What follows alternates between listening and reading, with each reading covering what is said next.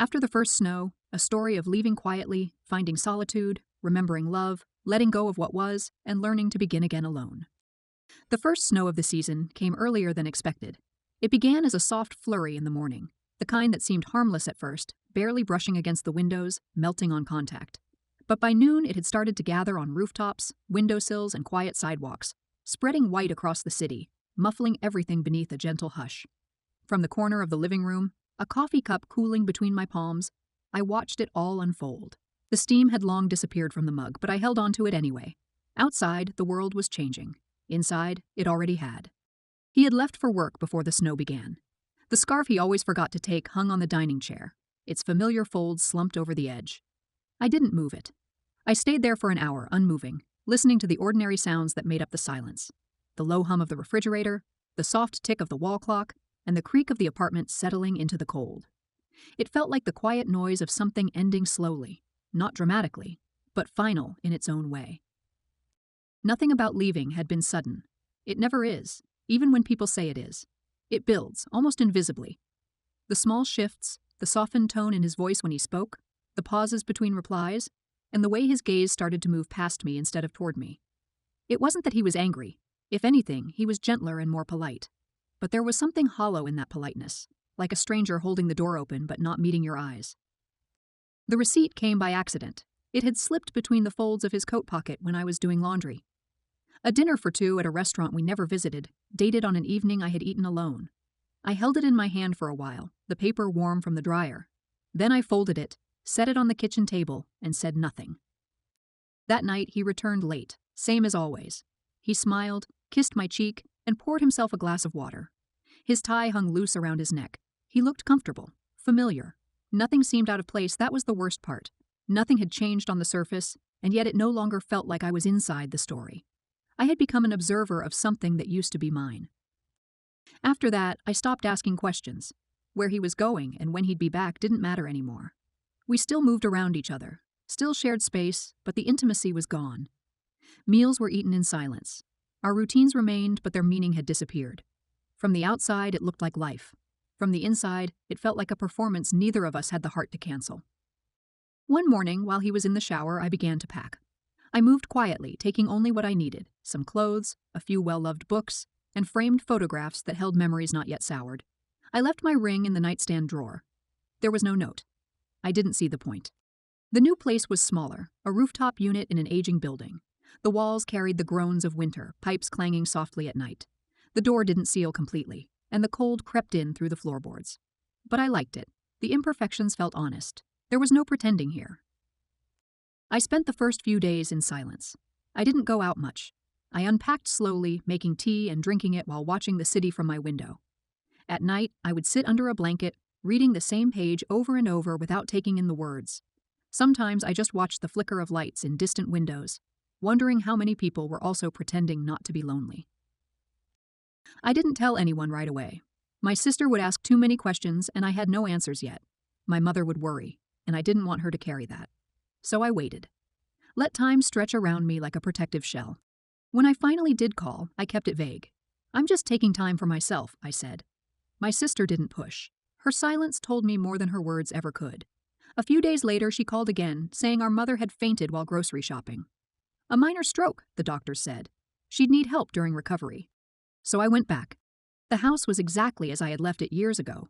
The same yellowed curtains, the same teacups with hairline cracks, the same scent of laundry and time. My mother looked smaller, thinner. Her voice was quieter. She didn't mention him, and I didn't volunteer anything. My sister had taken on everything. The weight showed in her posture, in the dark crescents beneath her eyes, and in the way she carried silence like armor. She was always the stronger one, more decisive, better at surviving. I started helping where I could, waking early to prepare breakfast, and sitting with my mother in the afternoons to read or guide her through slow exercises. I found peace in the repetition. Quiet tasks with no expectations. A rhythm to fall into, one that didn't demand anything more than presence. While cleaning my old room one afternoon, I opened a drawer and found a stack of letters, folded neatly, yellowed slightly at the edges.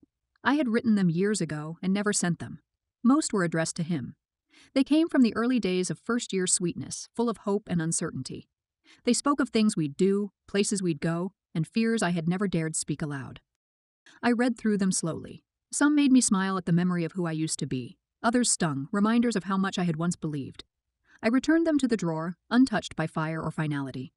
Let them rest in silence. A week later, a package came. No sender, no note, just a thick envelope containing an old photograph.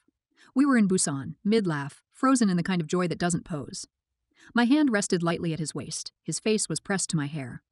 We looked like two people who hadn't yet learned what silence could do. I held the photo for a long time. Not because I missed it, but because it reminded me of something I once believed. That love, if real, could weather anything. That people didn't drift apart without reason.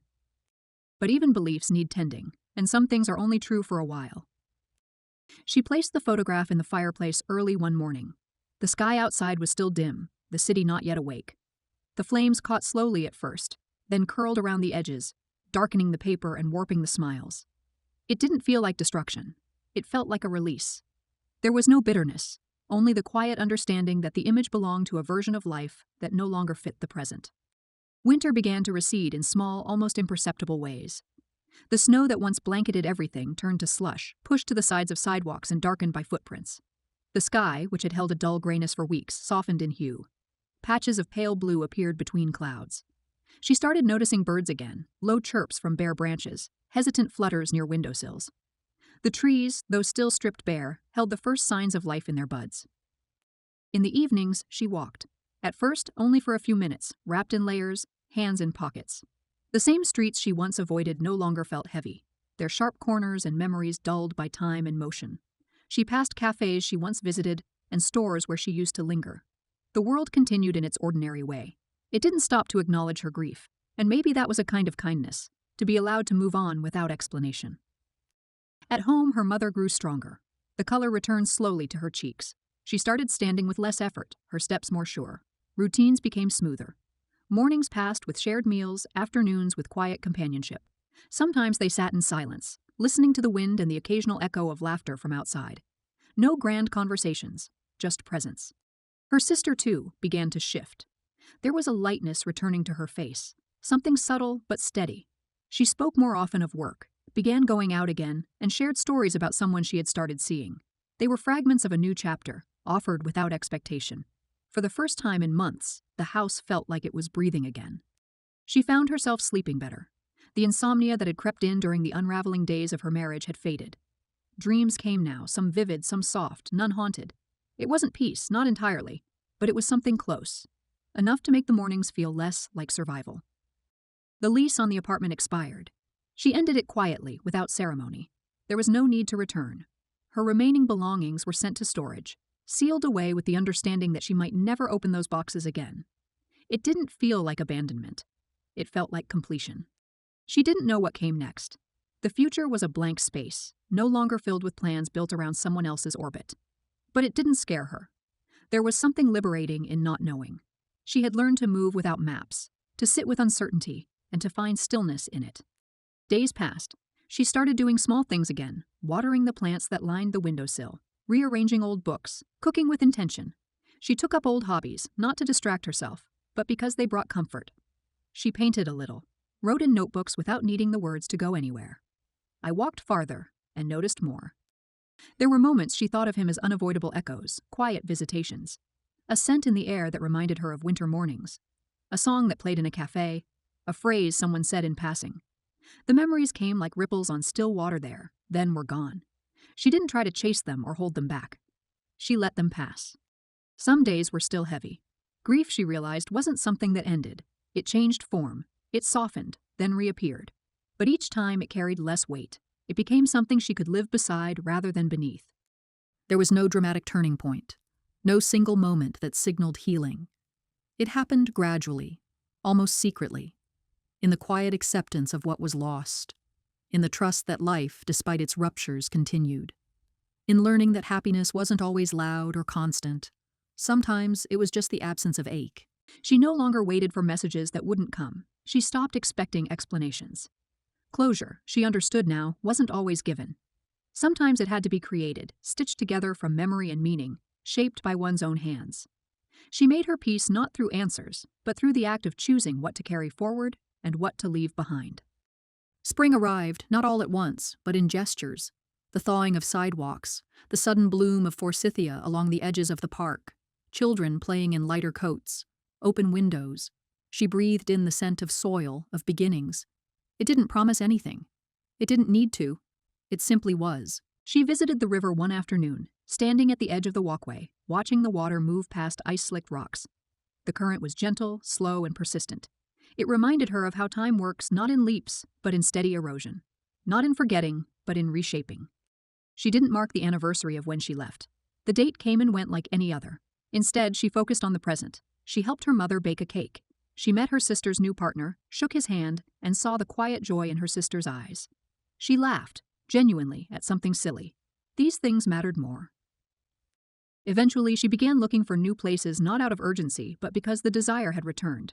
She wanted her own space again, shaped not by absence but by intention. Somewhere small with natural light. A place to grow things. A place to begin again, slowly. There was no need to rush. Life would meet her where she was. In the silence that had once been unbearable, she now found comfort. It allowed her to listen to herself, to trace the outlines of who she was becoming. Not defined by loss, not anchored by regret, just a present, whole in a way that didn't require perfection. Some things would remain unknown. Some chapters would stay unfinished, but she no longer needed to return to them. She had learned how to live without closure, how to move forward with unanswered questions, how to let memory exist without being haunted by it. And so she continued, making meals, watching the sky, breathing deeply into the quiet, choosing what stays, letting go of what doesn't. And that now was enough.